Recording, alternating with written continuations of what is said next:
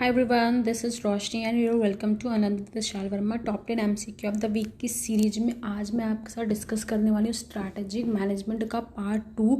आई hope आपने part first देख लिया होगा। और इससे पहले अगर आप चैनल पे न्यू हैं और चैनल को सब्सक्राइब नहीं किया है तो कर लीजिए और बेल आइकन को प्रेस कर दीजिए, जिससे कि सारी की सारी नोटिफिकेशन आपको टाइमली मिलती रहे। तो देखते हैं आज हमारे कौन से क्वेश्चन है पार्ट 2 में, जो कि स्ट्रैटेजिक मैनेजमेंट बहुत ही इंपॉर्टेंट यूनिट है हमारे मैनेजमेंट के पेपर 2 कोड 17 का। तो देखते हैं, पहला क्वेश्चन है हमारा, dash is a tool used to establish processes, cost and performance indicator and to compare them against identical organization with the objectives of identifying and progressing towards best practice and best value through continuous improvement।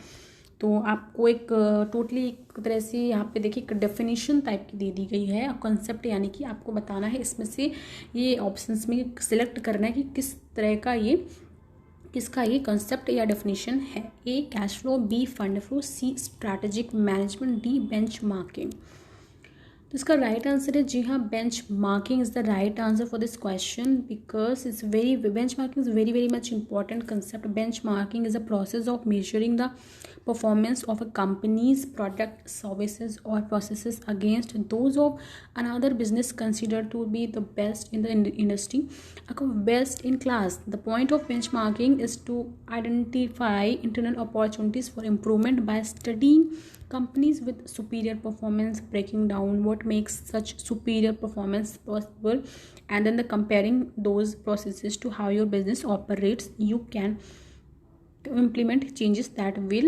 yield significant improvement। I hope आप समझ गए हो। यहाँ पे explanation को add कर दिया गया जिससे कि आप क्वेश्चंस को समझ पाएँ अच्छे से। बट देन यहाँ पे स्टेप भी दिए गए, स्टेप बाय स्टेप बेंचमार्किंग के स्टेप क्या होते हैं, आप इनको अच्छे से देख सकते हैं। हमारा next question, ETOP is a technique of ETOP, यानी कि किसकी टेक्निक आपको बताना है। A accounting control, B production control, C HR control, D strategic decisions की किसकी है। तो यानी कि इसका राइट आंसर है स्ट्रैटेजिक डिसीजन। जैसा कि मैंने आपको बताया कि SWOT भी एक टेक्निक है स्ट्रैटेजिक डिसीजन लेने की, उसी तरह टॉप यानी कि top full form is environmental threat opportunity profile. Top analysis is the process by which organisation monitor their relevant environment to identify opportunities and threat affecting their business for the purpose of taking strategic decision। तो बहुत ही important concept, इसका full form भी पूछा जा सकता है और इसके बारे में कि ये क्या होता है ये भी पूछा जा सकता है एग्जामिनेशन में। बढ़ते हैं नेक्स्ट क्वेश्चन की ओर। फिर से हमारा क्वेश्चन, मैच द फॉलोइंग। आपको बताना है level of strategy. List first में दी गई, लिस्ट 2 में आपके एरियाज दिए गए, आपको बताना है ये कौन सा लेवल किस स्ट्रैटेजी से मैच करता है।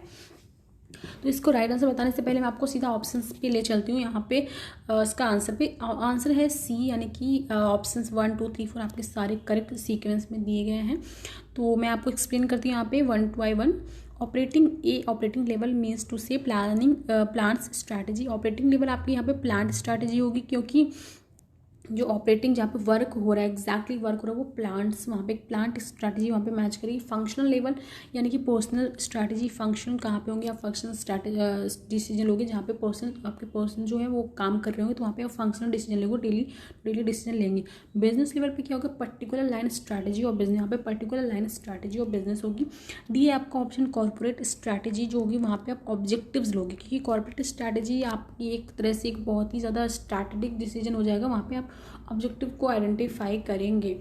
तो इसका आंसर मैंने आपको बता दिया, जी हाँ इसका आंसर है ऑप्शन सी। इसको अच्छे से समझिए और आप इसकी एक्सप्लेनेशन में भी जाइए जिससे क्वेश्चन को समझने में आपको आसानी हो सके। बढ़ते हैं नेक्स्ट क्वेश्चन की ओर। Approaches to organisational change includes option A protecting employee interest, B encourage team work, C employee participation in decision making relating the change, D all of the above. आपको अप्रोच बतानी है organisation change की कि क्या include करता है। तो इसका राइट आंसर है ऑल ऑफ द अबव। यहाँ पे 2 अप्रोचेज होती हैं ऑर्गेनाइजेशन चेंज की।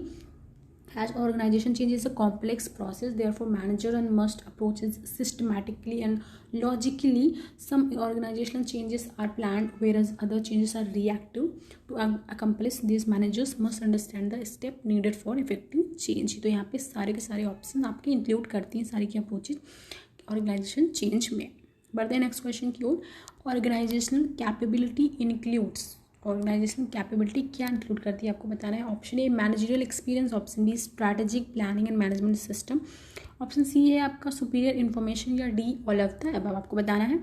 इसका राइट आंसर है ऑल ऑफ द अबव। जी हाँ, an organisational capability is company's ability to manage resources such as employees effectively to gain an advantage over competitors. The company organizational capabilities must focus on the business ability to meet customer demand। तो organizational capability बहुत ही ज़्यादा important होती है manage करने के लिए उसके resources और उसके एम्प्लॉय पर्सनल मैनेजमेंट को, राइट। बढ़ते हैं नेक्स्ट क्वेश्चन की ओर। The dash answer the question what do we want to become. ध्यान से पढ़िए question, where is dash answer the question what is our business. तो आपके पास स्टेटमेंट दिए गए हैं, आपको बताना है यहाँ पे क्या फिल होगा। A vision statement, mission statement, B short term objective, long term objective, C objective strategy, या डी मिशन या विजन। तो यहाँ पे आंसर आप बताइए मुझे। इसका राइट आंसर मैं आपको बता देती हूँ। इसका राइट आंसर है vision, option A vision statement and mission statement. तो यहाँ पे जो पहला फिल इन द ब्लैंक्स है the vision statement, what do we want to become, it's a vision statement. And mission statement होगा हमारा what is our business is currently, इसमें तुम्हें शॉर्ट टर्म।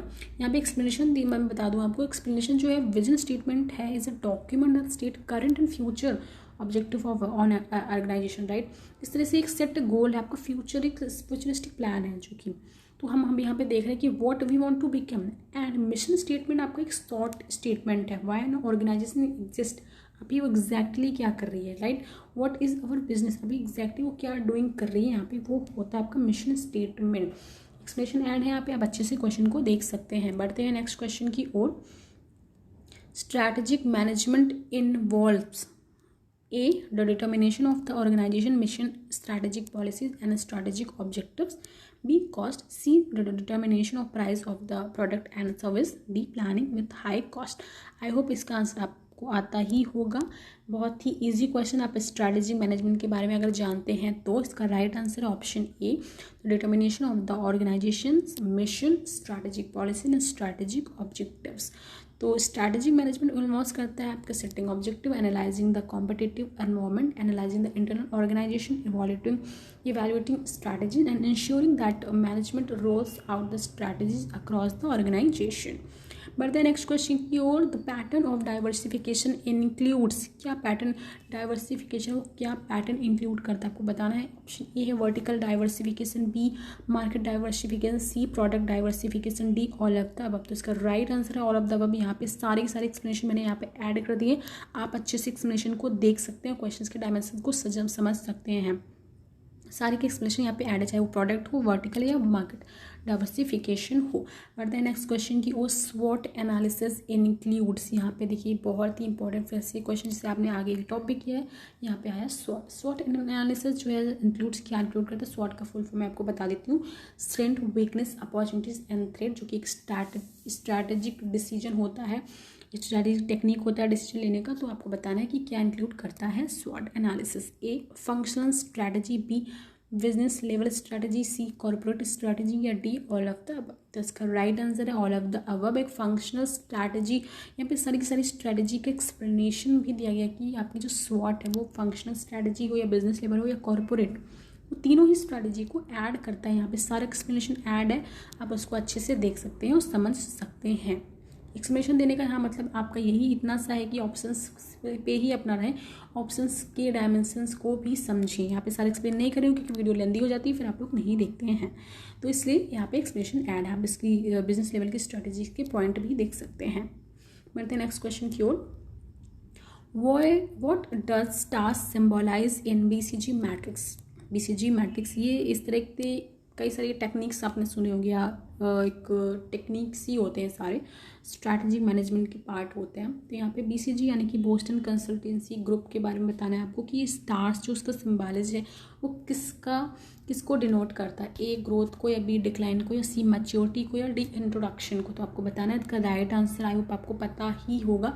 इसका राइट आंसर ऑप्शन ए, जी हाँ growth. Stars यहाँ पे आपने देखिए डायग्राम बना दिया है मैंने, आप देख सकते हैं स्टार्स जो है वो आपकी ग्रोथ को high market growth and high relative market growth को शो करता है। क्वेश्चन मार्क आपका लो मार्केट ग्रोथ को शो करता है। रिलेटिव मार्केट को कैश काउज जो होता है आपका लो मार्केट ग्रोथ रेट को and high relative market share को करता है।